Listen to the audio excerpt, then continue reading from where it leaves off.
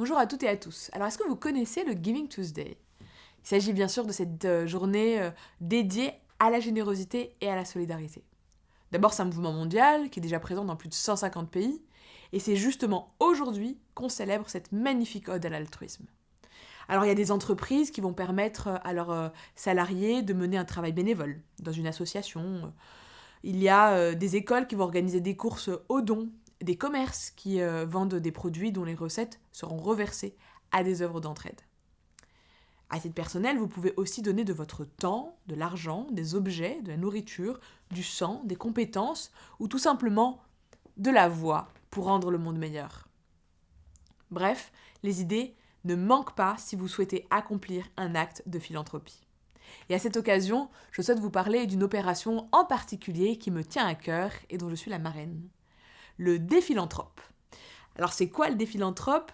Il s'agit d'un défi ludique et créatif qui est porté par l'École de la philanthropie, une association qui propose aux enseignants des outils pédagogiques autour de l'empathie et de la philanthropie. Cette année, c'est la 3e édition du Philanthrope. Alors, les participants sont invités d'abord à interroger en famille sur leurs émotions et leur capacité à agir pour les autres et la planète. Ils choisissent ensuite un verbe d'action et une cause. Puis ils se lancent dans la création d'une mascotte solidaire. Et celui-ci doit incarner les valeurs de la philanthropie, mais aussi être constitué d'objets de récupération. Et donc cette initiative est un excellent moyen de sensibiliser les jeunes aux grands enjeux de société qui sont les nôtres et de développer leur esprit critique et leur sens des responsabilités. Aujourd'hui, nos enfants évoluent dans un monde en perpétuelle mutation et bouleversement constant aux multiples interrogations. L'époque n'a jamais été aussi propice aux valeurs de la philanthropie. C'est ainsi que je souhaite profondément la réussite de cette opération. Beaucoup d'entre vous, enseignantes, enseignants, portez cette conviction et cette volonté.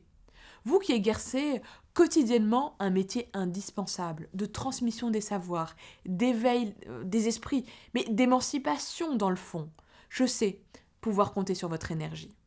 J'invite tous les enfants et leurs parents ou accompagnants à prendre part à ce joli défi.